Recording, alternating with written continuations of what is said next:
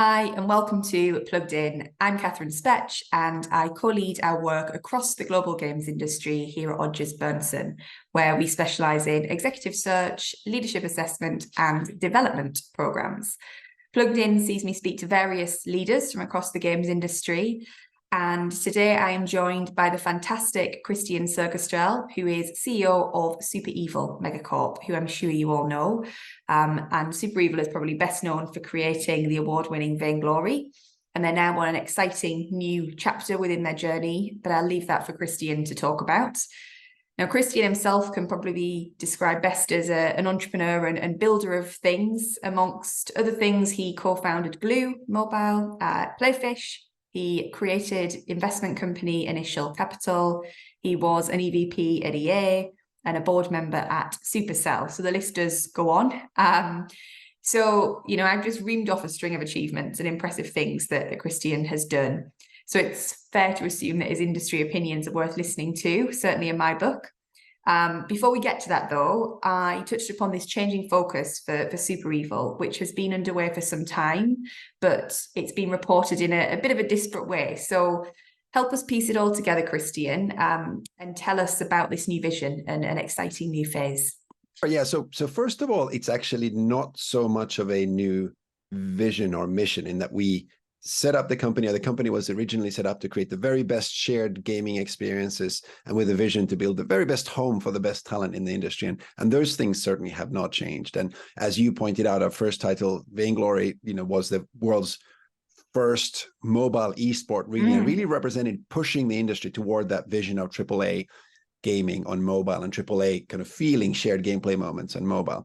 I guess where we have evolved, what is true, if you look at our announcements over the past year with our game from last year, Catalyst Black winning the Samsung Game of the Year award, with Teenage Mutant Ninja Turtles Splintered Fate launching as a co-op roguelite on Apple Arcade earlier this year, to great critical reception, as well as our big announcement with Netflix around our collaboration around the Rebel Moon IP universe and working there together with Stone Quarry and Zack Snyder to build a gaming universe around what hopefully should be one of the most exciting IP, linear media IP investments. So what has changed, I guess, is firstly that we're multi-title these days. We didn't, we worked on just Vainglory for a long time. After I took on the CEO job, we really focused on becoming multi-game. And our focus as a company has evolved from just making, if you like, AAA quality games on mobile to really being focused on the intersection of cross-platform gaming. We build our own engine, the Evil engine, which is really focused on building incredibly fluid gameplay for the widest range of devices possible. So from the lowest end devices all the way to the biggest screens and highest end consoles. And you can actually see that if you play Teenage Mutant Ninja Turtles, for example, plays super well on a low-end iPhone all the way to a huge Apple TV with a controller. But the intersection of cross-platform gaming with transmedia. And transmedia is a big word, of course, and it means different things to different people. And we've certainly seen IP go between linear media and games before.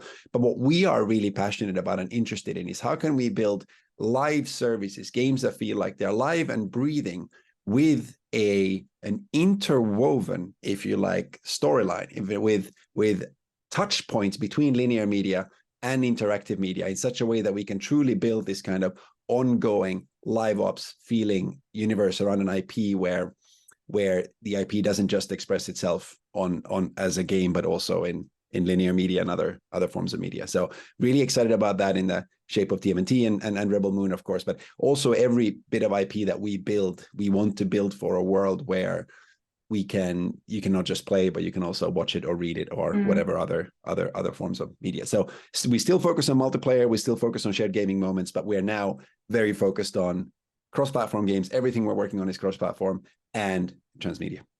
Brilliant. I think, well, you said it's such a big word, transmedia. In my world, we look at things in the media world through my colleague Jules McKean, who leads that side of the business. And there's been a lot of hype, and we've seen a lot of different topics being hyped over the last kind of 3-4 years, and then the investment follows, and some have come to fruition, some haven't. Transmedia is a more difficult one to know whether it's coming to fruition because it's a longer term play. But I think it's great what you're doing, because for some it is a bit of a an area of interest, but actually that deep expertise isn't there. So yes, okay, it's all about transmedia, but actually it ends up being linear media times 2 and not being interwoven in the way that you're talking about to be successful, Yeah, I would say. I guess the way that we look at it most broadly, like in its most abstract, is that just like we felt sort of 5-6 years ago that single platform games, if you make a core game and it's only available on a single platform, it ultimately will be much more difficult to make that into a success, in particular for building shared moments, multiplayer games, than if you have that game available on all possible platforms where you can play games. In a similar way, if you think of how linear media really has evolved from these products, i.e. movies, to much more focused on TV series, which kind of live through individual episodes, of course, but then series over time. It's almost like live operations for linear media, if you like. And games, certainly for the past 10-15 years, have been very focused on building live operations, if you like, on over time, with whether it's seasons and events and all sorts of things. So we've sort of evolved our viewpoint where not only should games exist on all platforms, and people should be able to play equally well as a first-class citizen in the game, regardless of what platform they're on. But we also feel like, as a fan of an IP, whether the IP has been originated in games or movies or wherever, you should really be served, if you like, as a living, breathing universe for that IP, both on interactive and linear media. And of course, building this is really hard. Like we've seen for a long time, either game IP like The Last of Us translating into a TV series, or of course movie IP translating into games since literally forever. But what we haven't seen very well yet, and what we are really, really curious about and looking to learn as much as possible about, is that we think that in 10, 15, 20 years, IP will be created natively on these two fundamentally different forms of media in such a way that as a consumer, you will feel like you're being served an evolving story, whether that's on the interactive media or on linear media, where neither feels like it's overpowering the other, like the game is subservient to the linear IP, or the linear IP is subservient to whatever happened in the game, but rather that this is a living, breathing universe of exciting adventures that evolves over time, and whichever way you want to interact with it, you can, and where both forms of media, if you like, are first-class citizens in it. And that's what we are excited about. It'll take a while, I think, for us as an industry to get there, but I think that's where media is going. And also, it's a really good way to describe it, because as you said, the consumption trend, just purely looking from film to TV, and how people buy into series, and you feel as though you're in that world, you're immersed, and it's just the same part of that, isn't it? It's I think it's a really good way to describe it. But I also think that you're right that the game industry is good at coming up with different terms to hype. Or I don't know. It's the game industry itself. I think it's an investment. Yeah, exactly. It's the investment industries that sort of comes up with different terms to hype at different moments in time, to like pour irrational amounts of capital into something, and then that it may or may not come to pass at different moments in time.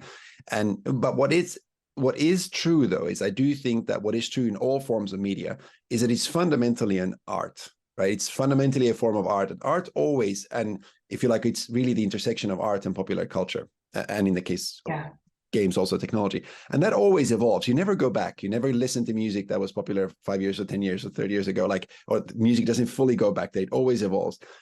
Games and media evolve in a similar way, and because that evolution is driven by technology as much as it is driven by popular culture and the art, it means that when technology makes something possible, typically people will explore it from different angles until they find something incredible that can be done. And that's certainly how we feel about transmedia. It is going to be possible to do this incredibly well when both linear media is digital and interactive media is digital. It's going to be ways that we can work with that over the next 5 to 15 years and build entertainment experiences that have never been seen before. And usually when you're able to break boundaries like that, you can command outsized success. And that's what we are excited about, of course, artistically as game makers, but also excited about from a business building point of view. Yeah, brilliant. And we've probably touched upon some of this now, but I said that it would be remiss of me not to ask your broader opinions on the industry for all of the exposure that you've had. So what do you, when you look at the industry in its entirety, I mean, there's a bit of a market reset going on, which we've talked about previously. And some of it's challenging and not as positive as we might like it to be. But actually, you can always see positives coming out of challenging situations because the fact that it allows you to reset. So what do you think are the key opportunities that are coming out of that, aside from maybe some of the things that we've just talked about with transmedia? Yeah, I mean, reset is a big word in that I do think if there's a single constant that's always been the case, at least, I mean, I've been in building computer games companies now for about 20 years, just over 20 years. And I feel like there's always been something new and some kind of crisis going on at different moments in time due to hardware cycles, due to macroeconomic factors and things. So from that point of view, like, I don't know that today's reset is any bigger than some of the big changes that we had at different times when we started the move to free to play, started the move to mobile gaming, for example, started seeing the first cross-platform games. There've been many kind of moments of change. And today I think that what the change is catalyzed by, I think, is, of course, increasing production values. Things are just becoming incredibly expensive to make. Distribution is more complicated. And of course, the macroeconomic situation means that people are taking less risk. And overall, the net effect of all of that is that I think we've ended up with products that haven't maybe been as inspiring as we would have liked them to be as an industry. And of course, every time that happens, consumers, look at that and go, well, maybe I'd rather spend my time on a different form of media. Or, perhaps I just go back to that game that I love playing that came out some time back. So as a result, I think new titles haven't perhaps broken through as much as we would have expected to as an industry. And then we look at ourselves and we go like, what are we doing wrong? But I think at a macro scale, we're actually doing still incredible. I mean, when I started in this industry, I think computer games were like a sub $40 billion, $30 billion industry. It's today north of $200 billion. And it's projected to keep on growing, both because of geographies, platforms, more and more people playing games, all of that. So in general, if you even look at time spent in games, which is interesting, is that's actually, even though we saw jump up during the pandemic, it actually hasn't come down a whole bunch, which continues to show that there's incredible appetite to play games, and we're really up and to the right as an industry. I do think, though, that as ever, things that worked in the past, and this is true at all times in the industry, the things that worked in the past may not work in the future. And particularly, I think that the vectors or the areas that I'm always really curious about, and I'm particularly curious in this environment where, to your point, the macro isn't doing well, and we see as a result we've seen a lot of talent move on. We've seen a lot of redundancies in the industry and whatnot, which always creates this confluence of opportunity, because fundamentally creating games are about incredible entertainment experiences, and incredible entertainment experiences are made by incredible talent coming together and trying something new.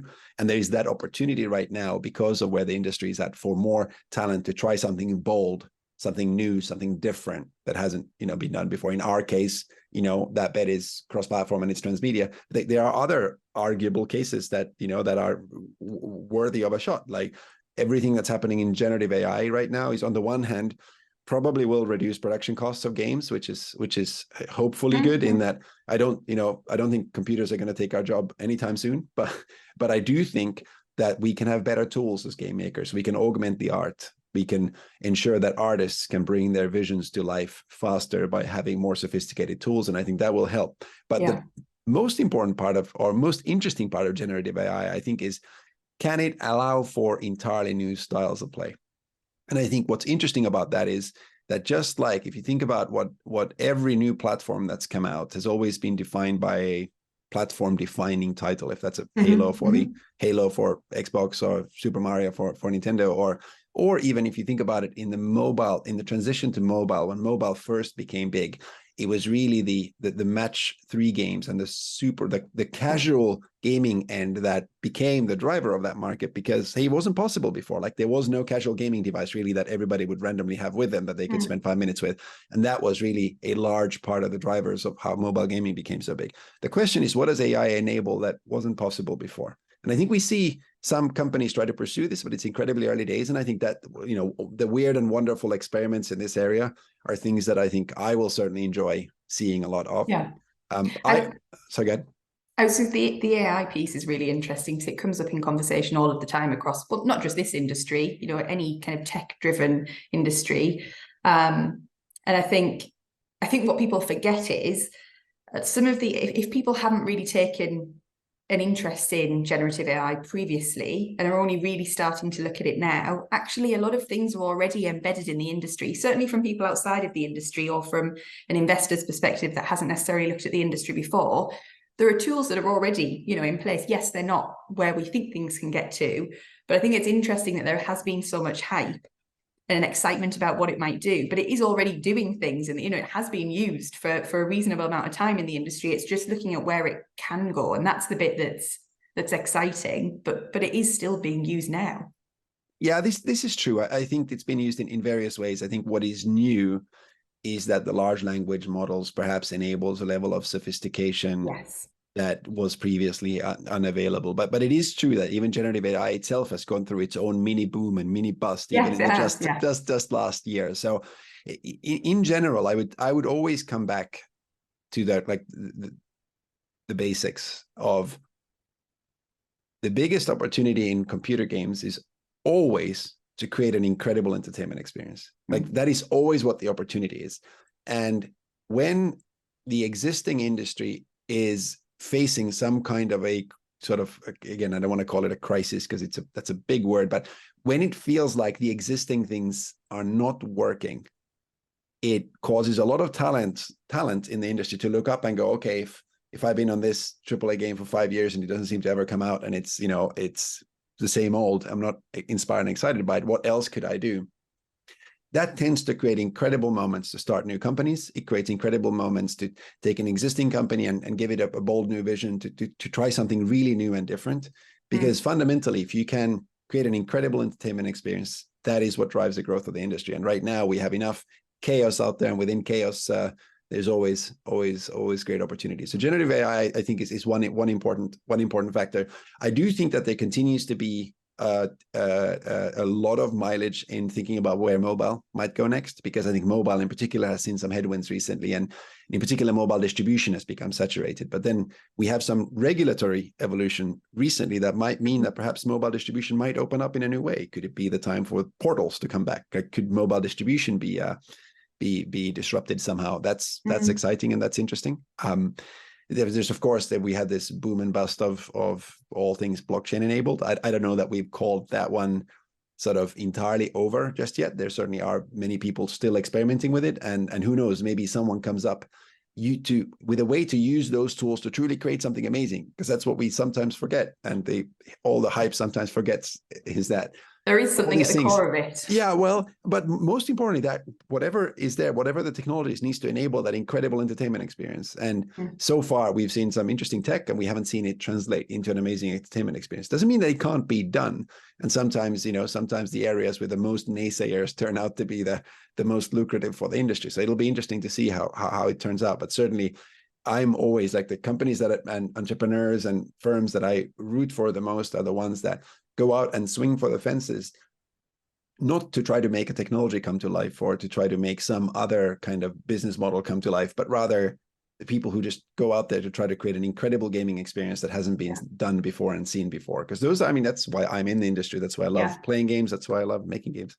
Yeah, I think that talent piece is interesting, and something brilliant being able to come out of chaos is interesting, because I think rewind, I don't know, maybe 4 months ago, I would say I was probably quite nervous about innovation, the prospect of innovation in the industry, because I could see a lot of risk aversion from great people, great creatives, great execs, who were the people that you would, want to see go and do their own thing if they could. Because we had, a 2-3 year boom of investment, and things had really kind of flatlined in terms of investment. So people were nervous to go out and try and raise. But I think actually in that boom, absolutely not all of, but some of the raises were done for the wrong reasons or in the wrong areas because of some of the hype areas that we've talked about or whatever it might have been. So I was certainly nervous that may well put people off from doing it. But I think now that, we're kind of however many months down the line of people talking about, potential downturn in the industry or things not being quite as great as they could be. We won't use the word crisis, as you've said. I think, but now that people are starting to feel comfortable with where we're at and understand the kind of lay of the land, people are now feeling confident to go out and start their own new things. So I think you're right, out of this will come exciting innovation to fuel the industry, because without it, the cogs stop turning. And yes, the the big guys will continue to make money and put out great games, but that if those smaller cogs underneath don't keep turning in terms of innovation, then the whole thing becomes undone at some stage. Yeah, no, I agree with that. I agree with that. And the innovation is the fuel of our industry. And times like this, I think we will see more of it. So that's great. So just to kind of close out, Kristian, I wanted to ask you about your kind of words of wisdom for aspiring founders, because again, I kind of reeled off all of the things that you've done throughout your career, a lot of which is founding businesses. So what do you think founders need to be thinking about in today's market? Well, I mean, firstly, when times are great, it might be easy perhaps to get funding, but it's actually much harder to find talent, and it's much harder to actually find an opening into the market that isn't already filled by someone. Times like this are actually the best times to set up companies. So firstly, I would always encourage, like, the more chaos you see somewhere, the bigger the opportunity is. So first of all, don't be discouraged by the macro. Yeah. Secondly, and it's sort of true everywhere and always, but it's just worth emphasizing that fundamentally the single most important, well, two most important things for any startup, or in particular in games, to be successful is the mix of talent and culture. So find the very, very, very best team that you're really happy to both have arguments with and to go through really miserable times together with, but where ultimately you're fueled by and sort of this raging dream of something that you want to bring to life. But finding that the core team and really paying a lot of attention to culture and what kind of company you want to build over and beyond just what kind of product you want to make feels and still is like, I would say that the number one advice I would give anyone. And then perhaps over time, one of the things that I've come to appreciate far more is that fundamentally building things is an endurance sport. So making sure that you find a way to take care of yourself, take care of your loved ones, make sure that you have a culture inside of the team to take care of each other, to make sure that when you inevitably go through the tough times together and when things go sideways and you encounter these moments where you're all staring down the abyss and go like, what now? That you can find ways to really support each other, be there for each other, take care of each other's mental health, and kind of constantly find that and replenish that energy that got you going in the first place. So it's as they say, a marathon, not a sprint. Yeah, I think that's brilliant advice. Thank you very much, Kristian. And thank you for everything else that went before that. It was great to speak to you. Yeah, likewise. Thanks so much for having me. Speak soon. Bye. Bye. All the best.